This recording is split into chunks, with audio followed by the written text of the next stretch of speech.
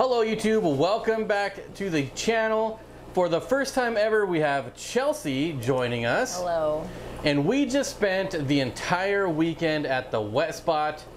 We were invited down to come hang out for the weekend, and it couldn't have been better timing because the fish room is done. We had lots of tanks to fill, and we each picked out 7 species, and that's what we're gonna take a look at right now. Yep. Yep. So first we're going to start with the Compressiceps, and this was one of your picks, so you tell us about this. This is the Crenocycla Compressiceps, also known as the dwarf green pike. As you can see, not a lick of green on that thing, so that makes all the sense in the world. But they're pretty cool. They only get about 3 inches, so for pikes that's tiny. They're probably the smallest of all the 4 or 5 dwarf pike species, and they're actually one of the more aggressive. They really have a lot of attitude, but they're very enjoyable.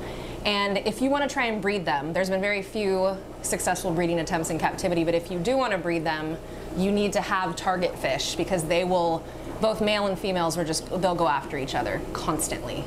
So that's the female right there, and the male's hiding. So needless to say, need to work on the target fish because we'd really like them to breed, but they're very cool little guys. And since we're on this tank already, right next to the Compressiceps is this little guy. Yep, that's a red-eye red-tail puffer, but that's a female. So they're the Carina Tetradon arabescu, and they are super cool. So we have 3 males in here and 2 females. And the cool thing about them is they are sexually dimorphic. Very easy to tell the difference from a young age. The females, as you can see, they have like a really intricate lacy pattern. I think they're really pretty. And they do have the red eyes, but they don't have the red tail. So the females generally aren't gonna have any color on their bodies. And the males are larger and also have kind of like a darker base with some blotching, and then they have the quintessential red eyes and red tail. They're very cool also, but I'm loving the females. Very cool. Okay, so let's go to a couple of my picks, which are obviously going to be Corydoras. Okay, so before we get started, I want to let you know that the wet spot was kind enough to hook us up and you up with a discount code of Steenfott 10. So if you're ever on the website and you want to save a little bit of money, just enter that in the discount code and you'll save at 10%. So the first one we're going to take a look at is the Corydora OIA, I don't even know. It's the flagtail panda cory. And if we zoom way in, these guys always stay in the back. Now we just did water changes, so everything is a little skittish. I'll have to put some picture up here to show you what they look like, but these are a little more rare than your average Corydora, which obviously makes me like them a lot more.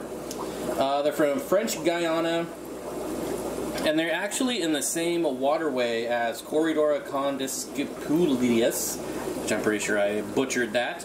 But what the interesting thing is that they actually school together, and condiscipulus actually means schoolmate. So yeah, they school together in the wild, which is pretty rare. Not something you see every day with Corydoras, but yeah, not getting a good shot at them. But right next door we have the tail spot cory, which is Corydoras cutomaculatus, and these are not shy at all. They're always right up front, way more active, and just a really cool looking Corydora, kind of like a similis with that tail spot, but with polka dots instead of just the kind of gray silver body, which is kind of cool. And these come from Bolivia, and there's also a reason I put them down here is because these are my colder tanks, and the tail spot specifically can go really cold. They definitely do not need heat or a heater. And then so we're talking like mid-60s and up, whereas the flagtail pandas, they need a little more heat, but you know, low 70s, 70 degrees would be just fine. A lot of these cory species can go a lot cooler than people think. They've been collected in 50-degree water. Not these two specifically, but there's quite a few species that have been found in 50, 60-degree water. I've bred peppered cories in 50-degree water, so yeah, just a good option if you have a heaterless tank. So up here now we have the Corydoras Weitzmaneye with some glassfish.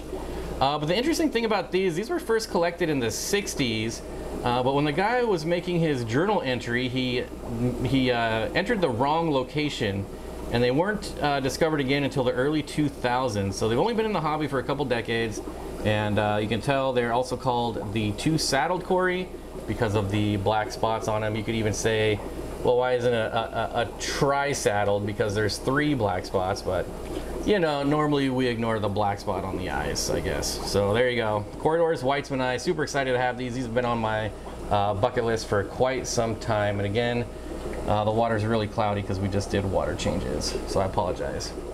Okay, so in here we have the Gymnochanda ploegi, which are the dwarf glassfish. I am loving the glassfish. These guys are relatively new to the hobby. They were just discovered in 2014. And actually, I guess it took the people who were collecting them 3 hours to trek to the site that they were trying to get to. And I guess they're only from one area in West Kalimantan, which is part of Borneo belonging to Indonesia. So they're not a terribly expensive fish. They're just very rarely available in the hobby, and they're very cool. The males have a lot of color for glassfish. A lot of times the only time you see glassfish with color are when they're injected with it. So it's pretty cool to see natural color on the dorsal and anals of these males. They have a lot of red and yellow. They're very cool.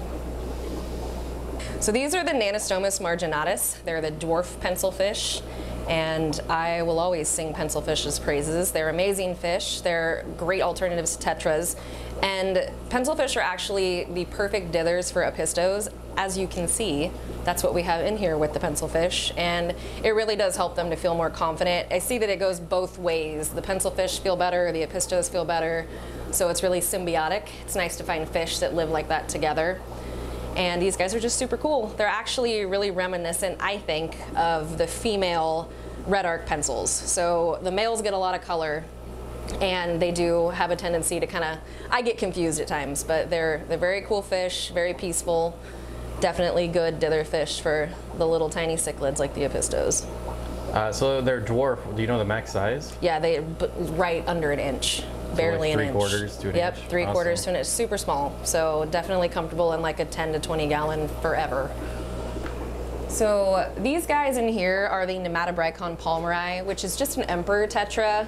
There's several different types of emperor tetras. This is usually the most basic one that you'll see in a lot of pet stores and available online. This variety is actually called the Amphiloxus black. And I've seen a lot of these, and in my opinion, these are some of the nicest black varieties that I've seen. And a cool thing about these guys, they're very sexually dimorphic. Like, it's extremely easy. The males have bright blue eyes, the females have bright green eyes. So when you're picking them out and trying to, you know, pick the amount of sexes that you want for each, it's really easy to make that decision. You're not going to struggle with that at all. They're really pretty fish. They're super hardy. It's very difficult to have issues with emperor tetras in my experience, and I've kept every single type. And as you can see, they look really nice against the green plants. So next up is going to be one of the most beautiful species of loaches I have ever seen. This is the red lizard loach. Scientific name TBD. I can put it to what it was sold to me as, but there are so many different variations of this fish in the wild, different types. There's, well, not so many. There's 3 different species that get collected and confused with. But we're just going to call this the red lizard loach. There's a few of them in here. See, there's another one right here. So far, they haven't been very shy.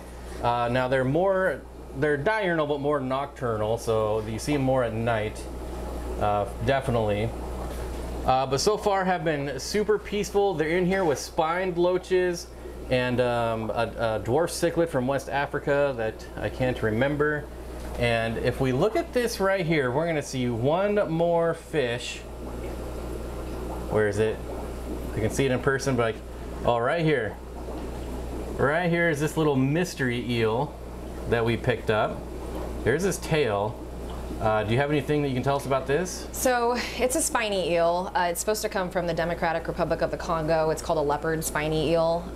From what I've seen in my research, if it is in fact a leopard spiny eel, they get about 1 foot long.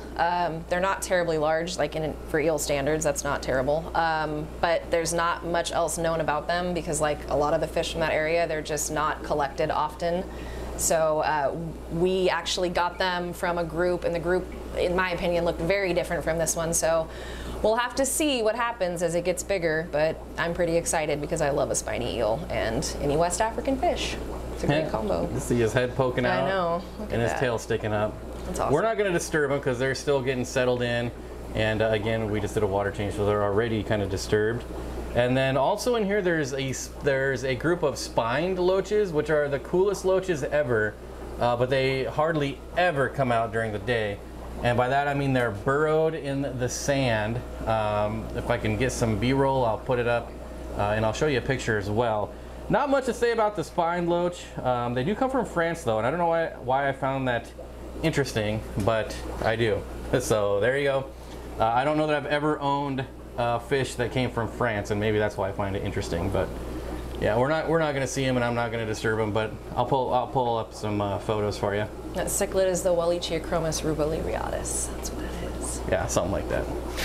So in this tank here, we have 2 species. Not a lot of light. Let me see if I can turn it up here. Got that co-op light on here, so you can adjust it.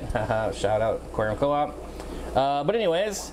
Back here we have an undescribed species of Vladocara that we can't see, and we'll let Chelsea tell you about that. So they're actually really similar to the Fulvipinnis, which is pretty easy to come by. They're just a group of smiling cichlids, and they're biparental substrate spawners, which is cool. I always like when both are involved in that. But other than that, there's not a whole lot known about them. A lot of those Vladocaras from that area where the upper Atabapo, they're so similar that they have yet to actually figure out what the difference is. So we're waiting. We'll see. I'm gonna keep an eye on them, but they're probably about fully grown. They only get about 3 inches, so pretty small. And they're in here with some Brocus splendens that I picked up, and not the most rare Corydora. As a matter of fact, they're the most widespread Cory in the hobby, or one of the most widespread. They're in Brazil, Peru, Ecuador, Colombia, just all over the place.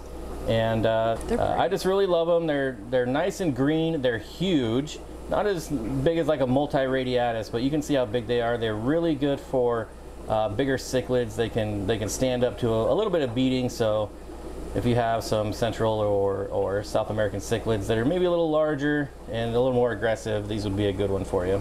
And then right above these guys are another fish I picked up. I had a couple of them already.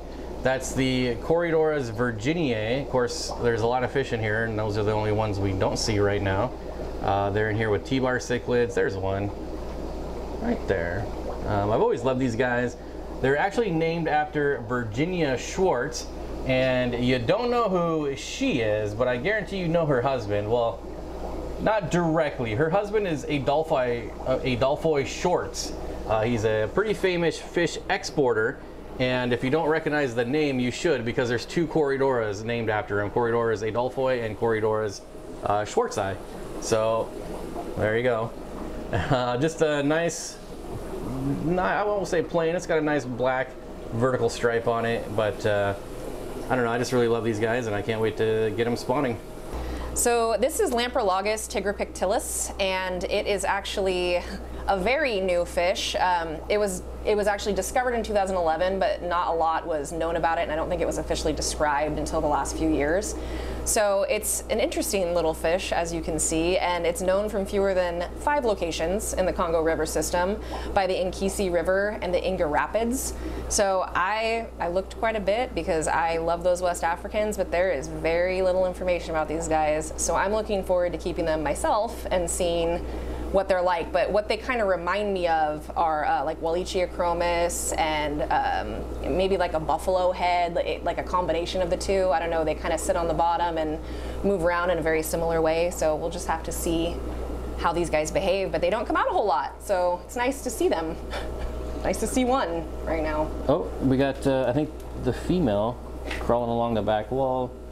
Maybe we'll get a good look at her. Males get a much more pronounced hump on their head, and they get a little bit larger. So very similar to a buffalo head also. I'm, like I said, interested to see what their behavior's like because they seem very peaceful, which I love.